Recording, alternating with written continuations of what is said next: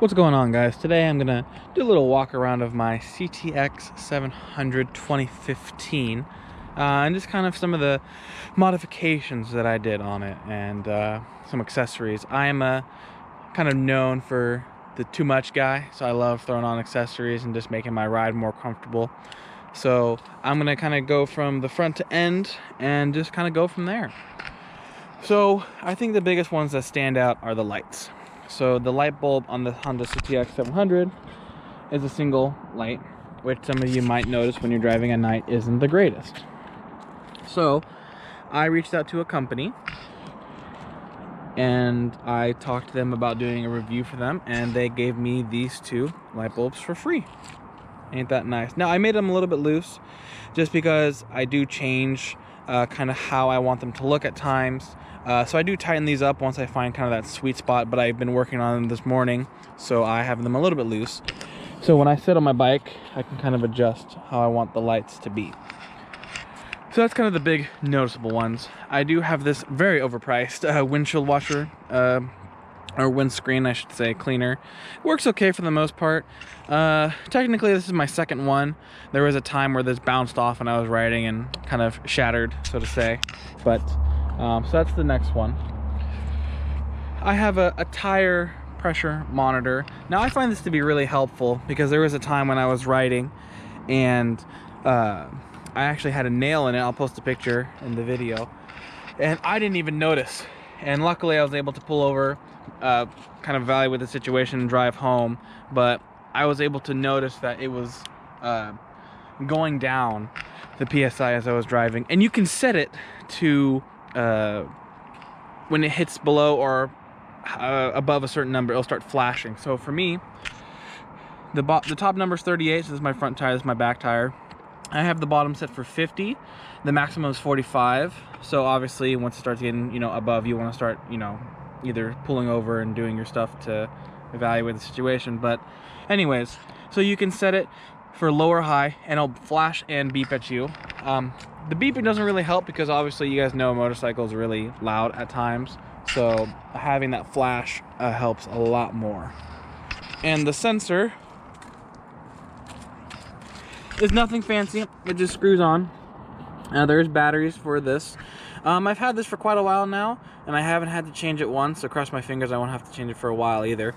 So super easy setup and just screws on, screws off if you don't like it, and so forth. All right, so I live in Oregon, it gets a little cold. So I have heated grips. Now with all of my accessories and modifications, what I'm really going for is something that's not permanent, so I can always take off, put on another vehicle. Also, I'm not the greatest skilled mechanic. Obviously, as time's gone on, I've improved, but I still don't like kind of making permanent changes if I don't have to. So this hand grip, which I'll also throw in the description, I got off Amazon. It's super easy because it's Velcro. So you can take it off during the warmer times because some of the reviews have said it's a little bit bulkier around the hands, which it is. But I have a little bit bigger hands as it is, so it doesn't bother me as much. I gotta catch my breath, I gotta yawn. Been up really early. Oh, anyways, so you can take it off and kind of, you can leave it on all year and it gets super hot, let me tell you. There's times I actually have to turn it off, but I've set it up so that all I have to do is flip this switch and it'll start heating up. And it goes directly into the battery, so I'm not gonna pop the seat off unless you guys want it, so let me know if you want to see what the underneath looks like. But everything goes directly into the battery, so all of this can be ran off the battery with it not even on. You can turn it on.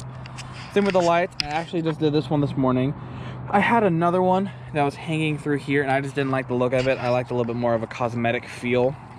So for, I believe, $13, I put this guy on. I actually used to have it up here, the switch, but I actually like how when you push up, it turns on. So I'm gonna go ahead and show you what that looks like. Both sides. Very bright, like I said. So I just like to have it hanging down here. So on my helmet, I have a Sena Bluetooth.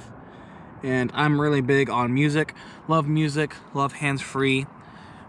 So with that being said, I went with the Sena remote. I don't know if I necessarily call this a modification to the motorcycle itself, but simply just clips onto the handlebar, and great for iPhone users because you can still use Siri. I'm not sure how Android works, but all right. And the final, well, I guess I technically added these saddlebags, but saddlebags aren't really crazy modifications. I did add a nice top case to put my helmet in. This one is huge, by the way. When it's completely empty, you can fit 2 helmets in there. I've actually done this. I have extra large helmet, so an extra large and a large will fit. If you wear motorcycle jackets, which is recommended, obviously, I'm able to put my helmet and jacket in here. Perfect.